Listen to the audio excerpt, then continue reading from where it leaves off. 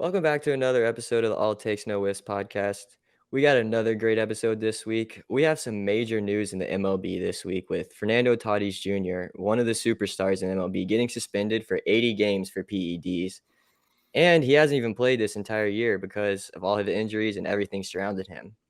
We're also going to be recapping the Teofimo Lopez versus Pedro Campa fight. And we got a banger of a weekend for boxing this weekend. We have some major fights coming up this weekend, and I'm really looking forward to it. But before we get started, make sure you like and subscribe to this video and turn the notifications on so you know when we post new videos.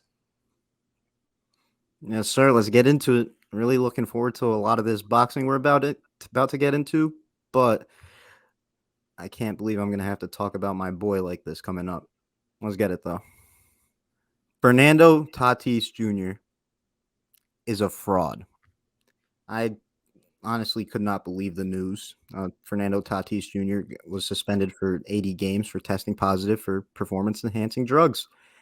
And I was shocked by it, not because it's Fernando Tatis. Obviously, he's got a track record before this, but I was just shocked that, the Padres, with as much as the Padres needed him for this second half, and he let him down more than any other way he could have.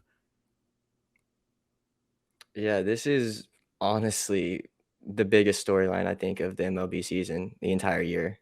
Um, First, we know what happened in the off season. He got in that motorcycle crash, broke his wrist.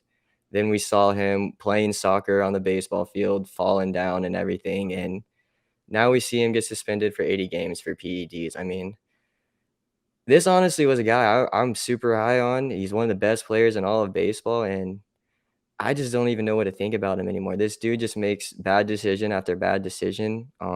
I'm not really sure if I'm buying this whole ringworm case. Is the whole reason why the PED was caught, but I just really don't know what to think about Fernando Tatis Jr. anymore.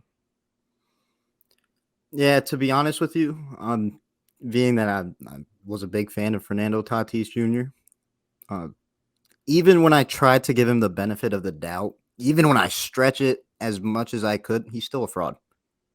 Because even if you want to say he's not a cheater, even if they want to say the ringworm thing is fully legit, this man is irresponsible as hell. This is just another showing of that. So at the very least, you could say Tatis is a clown.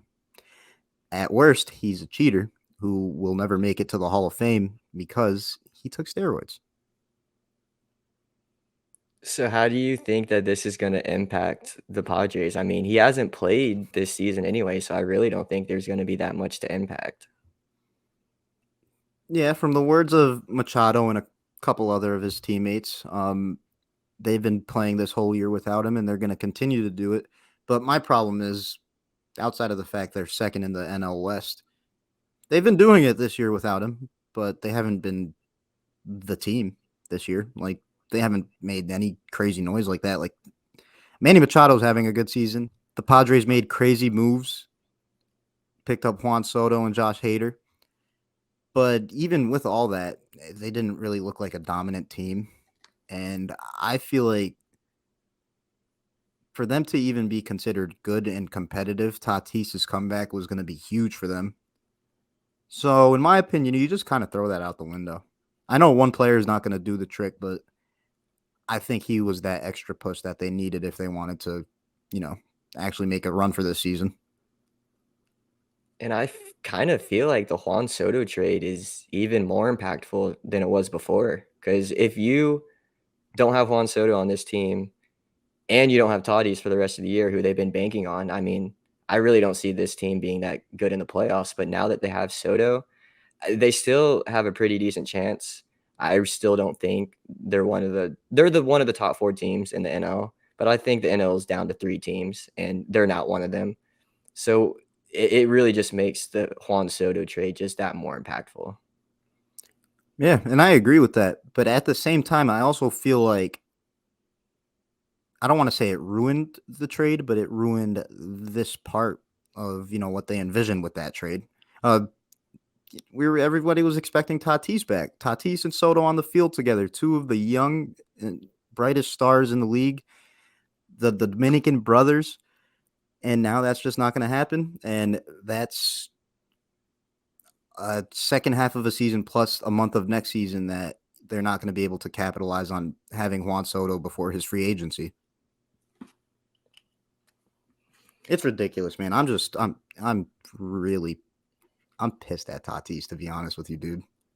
No, I mean, I get that too. I mean, when I saw the news, I was honestly so shocked. I did not expect this. I mean, I'm not gonna lie, I kind of did see maybe Tatis falling under this sometime in his career, but not right now. I figured it would be later on, and PEDs kind of can be a confusing thing.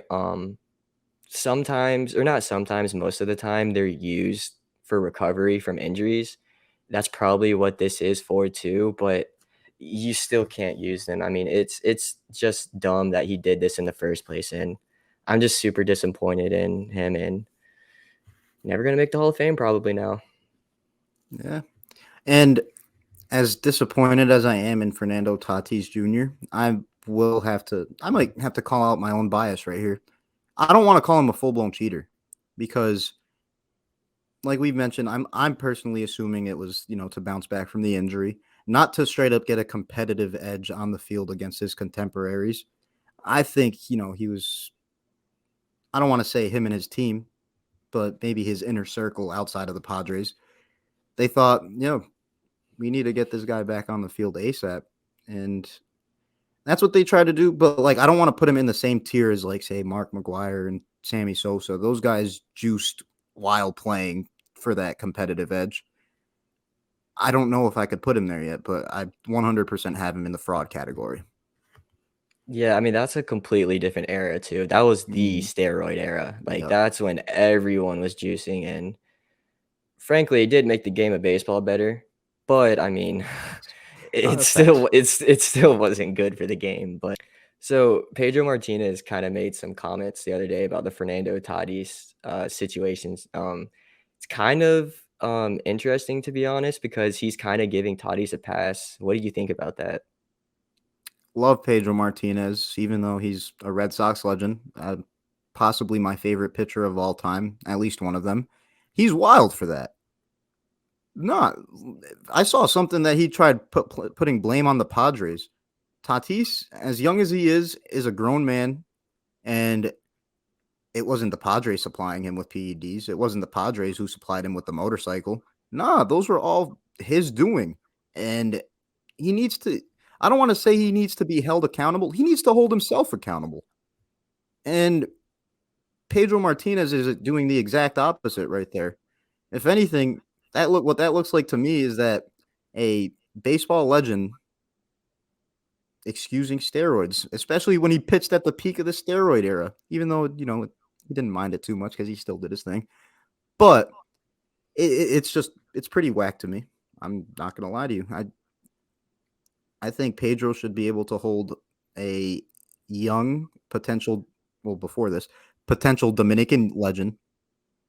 Yo, you need to figure yourself out, because if you keep going down this path, you're going to be the most overpaid player in sports history. Yeah, that 12-year, 300 and whatever $1 million contract, it's not looking too good right now. I mean, missed a whole season now, gonna miss part of next season. Probably not that much, but I don't know, dude. Fernando Tatis Jr. is just not making the right decisions right now. I want to say this real quick about Tatis. The fact that he put out a statement and he was so quick to overturn his appeal. I guess he did put an appeal initially, but I guess within the same day, he was just like, nah, I'll take the L. That kind of makes me think, it wasn't used for ringworm at all. He just took his L like he knew he took an L. So he got caught. That's what it looks like to me. And I'm gonna be honest too. I really haven't heard much backlash from Fernando Tatis. I think this is something that he definitely did, and I don't know if he did it willingly or unwillingly, but yeah. So when it comes to this whole situation about the appeal, that raises eyebrows for me because if Tatis really believed that, it was unintentional and that this shouldn't have been in his system at all, I I, I personally would freaking file that appeal and I'd step up as my own lawyer to defend myself to the grave.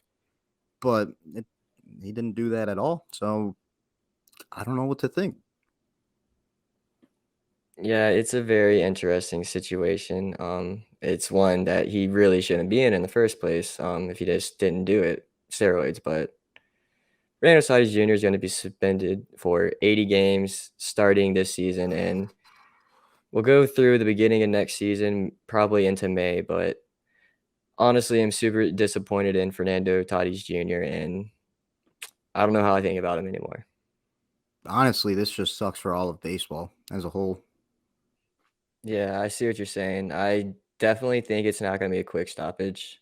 I think he may have to feel him out for a round or two. Being in a new division may be a little different. But if I had to take a pick, I'm going back to old round number 7.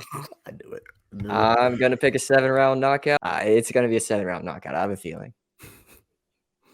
Round 7. Alex is fucking here. Alex, let's go. Finally, after so many tries, after all these trials and tribulations, the round 7 stoppage came through. How do you feel right now, my boy?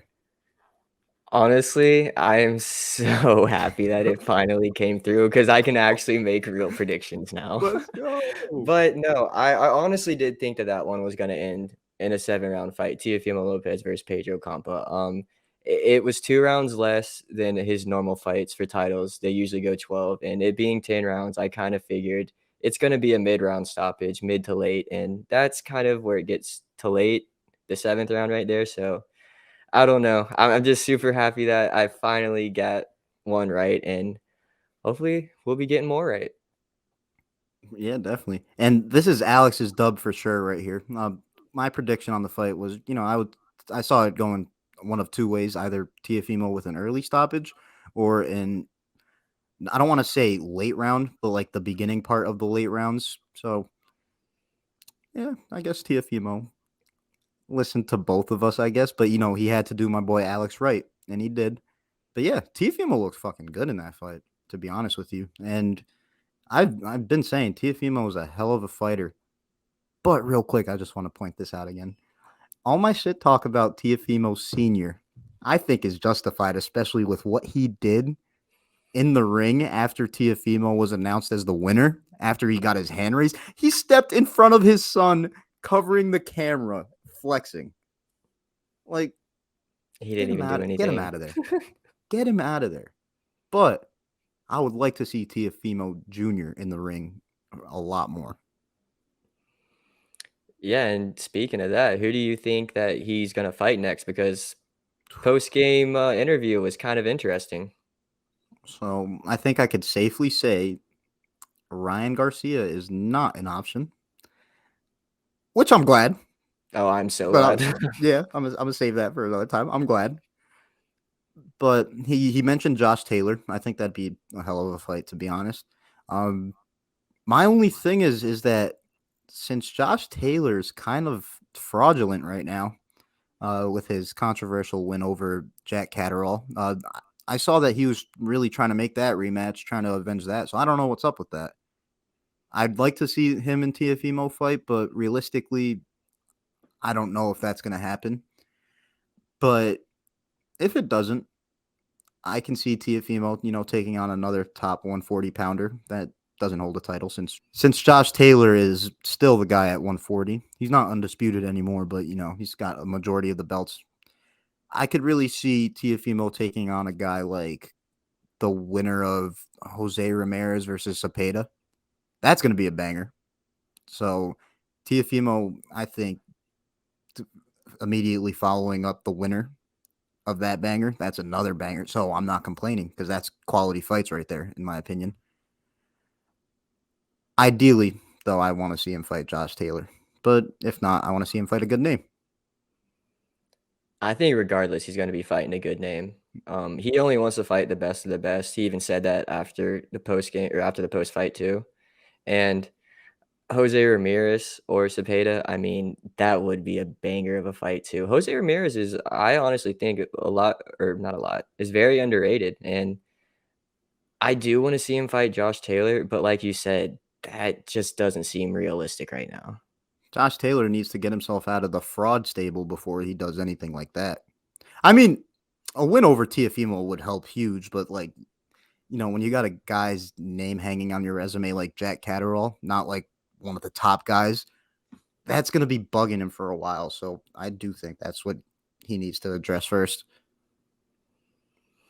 Yeah, he definitely needs to address that. And I'm looking forward to seeing where Teofimo Lopez goes after this. It definitely was a good bounce back fight after his first loss. And I don't know, we may see him fight Lomachenko here upcoming too. He did say Lomachenko was one of those names that he wanted to fight too. I'd like to see that, but I don't think Lomachenko is going to push it past 135, to be honest. And Teofimo, I get you beat him, but different weight classes now, bro. You can't call a shot that far up. Like Lomachenko was already pushing the limits at 135. Can't do that. But regardless of limits now, talking about the big guys in boxing, we've got a huge heavyweight clash coming on. I'm so excited for this fight.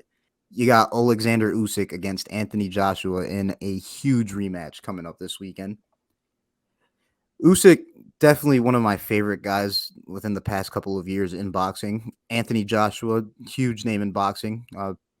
Quality fighter, too, in my opinion. This fight, in my honest opinion, has potential fight of the year written all over it. Yeah, this is about to be one of the best fights of the year, regardless of result. I have been waiting for this for a while. I know a lot of people have because this fight can set up a lot of other fights too, which we will get into a little later. But I'm really looking forward to this. Usyk looks bigger, he looks stronger, he looks quicker.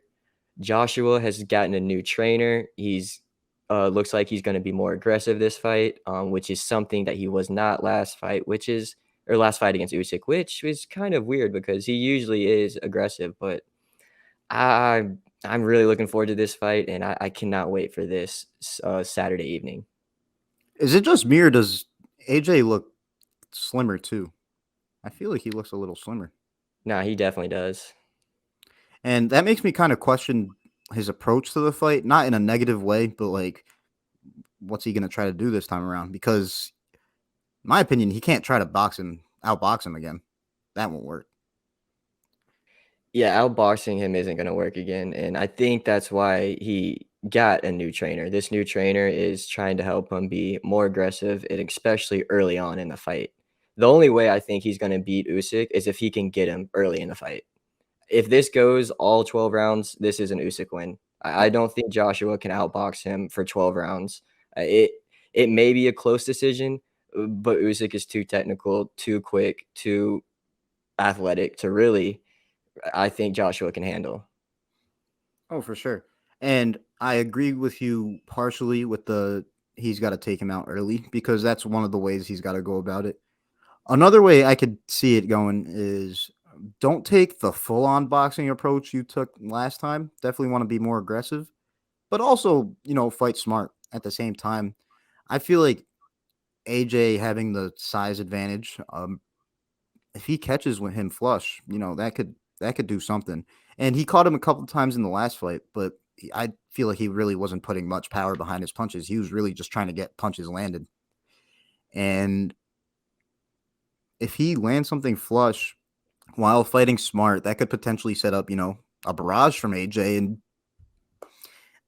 taking a barrage from a guy that big, uh, it's not fun. No matter how skilled, no matter how quick on your feet you are, it's not fun. So basically, AJ's either got to go balls to the walls or fight one of the smartest fights anyone's ever fought, in my opinion. So what adjustments do you think he needs to make then? How do you think he can beat Usyk? All right, so uh, the way I'm going to put it real quick is If he does go the route of trying to get him out early, I don't think that's the ideal way to go because I think he'd gas out early in that case. And he could catch him. There's a good chance he can't either because we saw Usyk's defense. We've seen it time and time again. It's not that he's unhittable, but it's hard to hit him flush. So I don't think he should go balls to the wall, to be honest. Just throw it all on the table at the beginning. I think he needs to sit on his punches more because the few punches that he can land on Usyk, um, got to get some more pop behind him. Got to potentially leave him dazed, but just fight a smarter fight, straight up. I understand they were trying to fight a smart fight for the first time around, and it wasn't smart. You don't try to outbox a master boxer. So don't overthink it, but try to fight a smart fight. That's what I think he needs to do. Yeah, I think he doesn't need to do the quote unquote chess match that he was trying to do last time. He came out a couple of days ago and said that he wanted to try something new against Usyk. And I mean, that's just that comment kind of threw me off because I was like, why would you want to try something new against one of the better boxers in the world? That just doesn't make sense. And he wanted to show he could go all 12. I know that, but still, do that against someone you know you're gonna beat. Like Usyk is not someone you know you're gonna beat. Hmm. Yeah, I see what you mean. And as far as trying something new, unless you've got it down, I wouldn't say trying it against somebody like Usyk is ideal. Probably stupid, like I said, unless he has it down though. But you definitely want to mix things up at the same time because if he comes with the same approach again, it's same result, maybe even worse. Because remember, Usyk almost got him out of there at the end. He had Joshua looking hurt. And if there is, another minute on that clock, I think that it could have been a ref stoppage. And that could happen this time around too. But I cannot wait. This fight is about to be huge. So do you think AJ will get his revenge on Usyk? To be honest with you, I do not. I think Usyk wins this fight again, and I think Usyk will be officially recognized as the best heavyweight in the world because even though he had the majority of the belts, um, Tyson Fury was, still not considered retired at the time. And now that I guess he quote unquote is retired, who else is in front of Usyk? Nobody. But, you know, a fight to declare that. That's what I think is about to happen here. Yeah, I'm with you. I don't think AJ will get his revenge. I think this will be an Usyk win. I don't think it'll be easy though, and I definitely don't think it's going to be in a knockout. I think it'll go all 12 rounds, and I think it's probably going to be closer than people think. I'm gonna go 116, 114, and Oh, I think that it's going to be a hell of a fight, and it's going to be just punches back and forth, and it's not going to be a chess match. I think it's going to be some haymakers thrown in. That's what I want to see. I see what you mean because, that's the type of fighter Usyk is. He could always take it the distance. I'm going to come through with a hot take. I'm going to say Usyk is going to win by stoppage in the championship rounds, and I'm going to guess round 10. I think Joshua is going to come in better condition for this fight, but I think he's going to try to work way more than he did last time around. And I think Usyk is not going to knock him out because, with all due respect to Usyk, he was a cruiserweight who moved up to heavyweight. It's not like power is his game, but I think he's going to catch AJ when AJ's gassed, and I think it's going to be a round 10 stoppage. Yeah, I can see that. I can definitely see a stoppage, but I'm sticking with my pick, and hopefully, we will see Usyk win. I really don't mind if Joshua wins because that could lead up to Tyson Fury coming out of retirement. He may not if Usyk wins, and I'd love to see Fury fight again, and especially Joshua. So, what do you think about that? I'd love to see him fight either one, whoever wins that fight. Would rather watch Fury versus Usyk in terms of quality boxing, but in terms of like star power, I definitely understand that AJ versus Fury is the bigger fight. Probably the biggest fight in British history because the Brits love their boxing, dude. And you take two names as big worldwide as that, they're going to be going crazy for that. And honestly, I think that's going to be watched all over the world with how popular both of them are. Yeah, that would be a huge fight. I'd love to see that too. Honestly, would love to see him fight either of them, but there are a couple fights on this undercard. The co-main event actually could lead up. The winner of that could fight the winner of Usyk and Joshua, and that's Filip Hrgovic versus Zhilei Zhang. And both of these guys are undefeated. This is a heavyweight fight. Uh, Zhilei Zhang is 24-0-1 with 19 knockouts, and Filip Hrgovic is 14-0 with 12 knockouts. And this dude is legit. He has not gone past the fifth round in his last 7 fights. His last 3 fights, he hasn't gone past the third round. So this dude has got some pop. This dude's got some power. And from everything I've been reading about Zhilei Zhang, this dude is old. I wouldn't say he's washed, but he's slow and does not have that much power anymore. Yeah, this is definitely a solid fight on the undercard. Filip Hrgovic, I've definitely seen his name around. I'd like to get more familiar with him in terms of his actual boxing ability.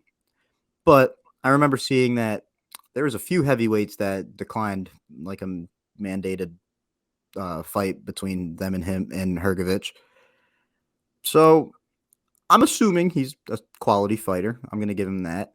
And I'm really looking forward to it because, like Alex said, if he's potentially in line for a title bout after this against Usyk or Joshua, that's gonna be a fight that's gonna do numbers and potentially his coming out party. Hrgovic could make a star out of himself in this fight after his upcoming one, but he's got to get past his opponent this upcoming Saturday, and I'm looking forward to it. I'd like to see a potential future star in the making right now. Yeah, and one interesting thing about this fight too is now Zhilei Zhang, he doesn't have 0 power. I mean, dude is in the heavyweight division. Any of those guys can knock out anyone with one punch. But Hrgovic has never really been tested. He's never really been hit hard. So this could really be his first test to see how well he can take a punch to the chin. And I'm kind of excited to see that because if this dude can take a punch, dude, this guy could be one of the best one day. Hey man, all I know is that Andy Ruiz wanted nothing to do with him. Andy a fraud though. No, I don't blame Andy Ruiz for not wanting to fight him. He's a powerful guy, and anyone is probably going to get knocked out by him. But who do you think is going to win this fight? Because I mean, I think this is going to be a pretty quick knockout. I wouldn't be surprised if this is a first round knockout because this dude's going to get tired quick, and I just don't see him lasting very long, to be honest. All right, so this is more so of a how I envision this happening in my head than an official prediction. But I think Zhang gives him a solid fight. I think his record is definitely something that you know carries some sort of weight. He's undefeated. Majority of his wins are by knockout, so I think he could at least like push him. I think that could happen. But I will agree that Hrgovic is going to be the winner of this fight and by a knockout because he has youth on his side and he's got tremendous upside and he's only going to be getting better while he's fighting a 39-year-old who's probably reaching like the climax of his career right here, biggest opportunity to push forward and probably the last opportunity considering he's 39. Yeah, I did read that he does think that, or not think that this is his last push, but he thinks that he would deserve a title opportunity after this, and he obviously would. I mean, he would be undefeated still, knocking out one of the best young heavyweights right now. So yeah, I think he would deserve a shot at a title. Yeah, definitely. But outside of heavyweights, we're going to bring it down a little to light heavyweight. You got Callum Smith against Mathieu Bauderlique in a 12-round light heavyweight bout. I'm looking forward to this because Callum Smith is a quality fighter. I know some people consider his performance against Canelo a big downside, and to be honest, yeah, kind of got swept. But besides the point, he's looked really good in this new weight class, coming off of an insane knockout. And Callum thinks his power has carried over well, and I think I think it has. You saw that knockout, Alex. That was scary. So I'm looking forward to seeing what he's going to do right here. Because, if he gets through this test, obviously he's going to be one of the bigger names at 175. So that could be a potential opponent for either Better Biev or Bivol. That could be huge to me. Yeah, I am really looking forward to this. Callum Smith, little underrated, like you said, against Canelo, he did not look very good. But I mean, how many people have looked good against Canelo?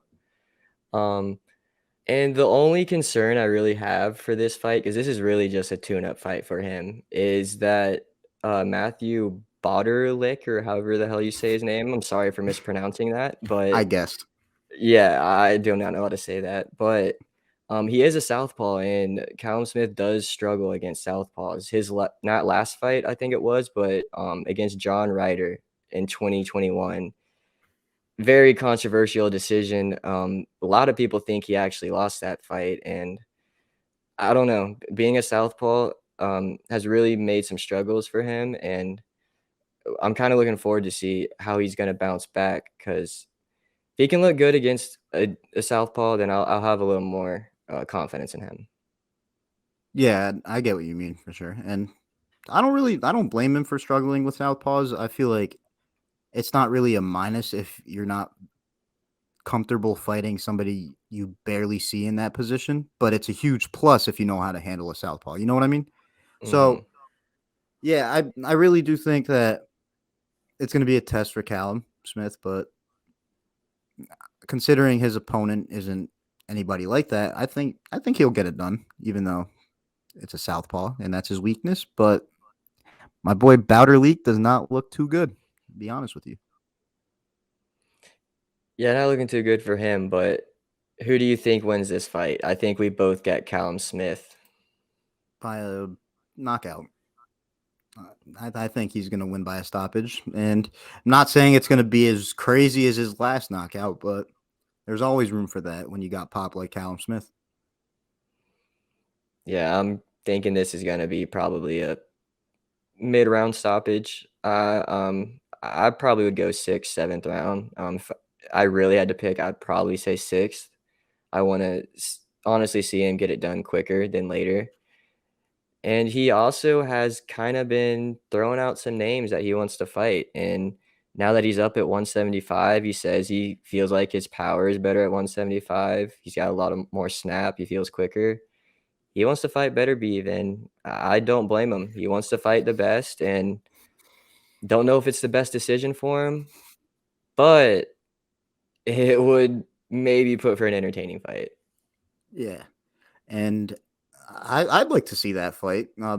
Not saying that Callum doesn't have a chance, but you're wild if you want to willingly step in the ring against Artur Beterbiev, in my opinion, because that dude, that's an animal. He is ferocious, and his punches are just they sound different. They're different. I don't care how you put somebody out in your last fight, Callum Smith. That's gonna be you if you fight Beterbiev, with all due respect, because Beterbiev is like that. Like to this day, people still sleep on Artur Beterbiev, and unfortunately, I think Callum Smith is sleeping on Artur Beterbiev right now. But go ahead, my guy, challenge yourself. Love to see it. Yeah, that'll be interesting. Don't know how that's gonna work out for Callum Smith, but I am looking forward to him fight this weekend, and he is on a very big card, very good card, and I'm really looking forward to the Usyk Joshua card and all the fights that are on it. But we do have another pretty good fight on a different card. We got Emanuel Navarrete versus Eduardo Baez. It's a 12-round featherweight title fight. And this is going to be a really good fight, I think. This is going to be a springboard fight for Navarrete like Callum Smith. And Navarrete's kind of underrated. He is 35-1, does have one loss, but I think that he's trying to work his way back up to get another title shot here soon. Yeah, man. Emanuel Navarrete, he he really seems like that real unorthodox fighter. I don't know if it's that commonly known, but he's kind of got a signature punch. It's a really weird lunging uppercut that he'll dead ass jump across the ring for it. And surprisingly, compared to most punches that when you're jumping in it, a lot of those punches don't hold a lot of power. But he's hurting dudes like that. And Navarrete he's been on my radar for some time now. I was hoping that he would get a bigger test. Uh, I remember seeing talks about him fighting Shakur Stevenson. That'd be a huge fight in general, even though I wouldn't favor him. But I just think it's good to see Navarrete in the ring again. He's a really active fighter. I like to see that. I I just want to see him get past this opponent right here, which personally I think he's gonna do it. Yeah, Eduardo Baez is no slouch by any means. Great, not great fighter, pretty good. Um, but from what I've been reading and seeing, Navarrete wants to unify at 126, or he wants to move up to 130 and fight Oscar Valdez, which I am not opposed to him fighting Oscar Valdez. Honestly, really don't know who would win that fight because that's a pretty even fight in my eyes. Yeah, I see what you mean. That's honestly one of those toss up fights because both fighters have huge pluses. I might, if I'm gonna be honest, might slightly favor Navarrete with like the whole size advantage he has over Valdez, because I'm not saying Navarrete is anywhere near the boxer that Shakur is, but we saw Valdez against somebody with height and reach advantage, and it was an ugly night for Valdez. Yeah, it really was. But before we really get into that, bring it back to Baez versus Navarrete first. Who do you think is going to win this fight? I think Navarrete is going to win this Same. pretty easily.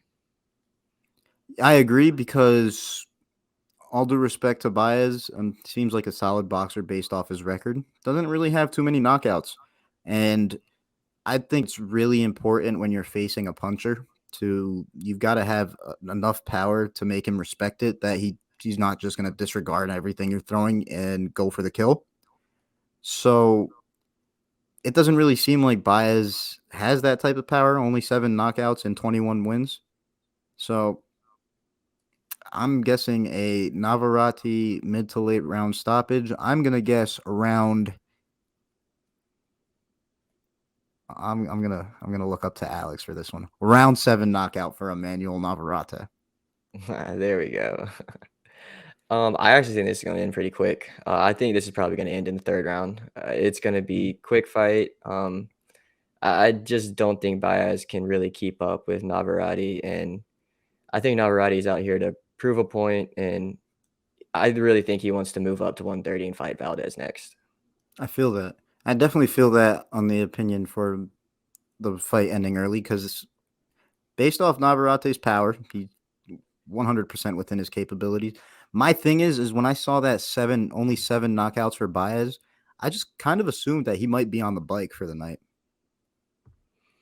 Yeah, he might. And another thing too is I know this isn't really that long of a layoff, but this will be Navarrete's first fight in 10 months too. So that could play a little factor into it. So it could go a little further, but I'm still going to stick with my third round knockout. That fight's going to be good, as well as the entire weekend for boxing. Honestly, this is a stacked weekend for boxing. I already knew that, and it still surprised me even more because I honestly forgot about the Navarrete fight. I knew about AJ's card and how solid of a card it was, but once I saw that Navarrete's fighting too, like, dang, amazing weekend for boxing coming up. Yeah. Yeah, it's going to be an amazing weekend for boxing. And there's another fight that I wanted to mention about too, real quick. Nico Ali Walsh is fighting in his sixth professional fight. He's 5-0 with 4 knockouts. Now, this is Muhammad Ali's grandson. So, um, if you did see it scrolling on the bottom of the screen, that is his grandson. And if I'm going to be very honest, I am not very impressed with him yet. He is 5-0 with 4 knockouts, but I have not been impressed yet, and I do want to see him kind of impress me a little bit more. I want to see some more defense from him. His defense is not very good yet, and I just would love to see him polish that up a bit. I feel that. And it's not that he hasn't impressed me. It's just I feel like I've seen this before. I don't think Ali Walsh has much of an amateur background. I don't think it's too big. But I really think he's a work in progress, to be honest with you. I think they're learning as they go, him and his trainers, whoever's, working with him.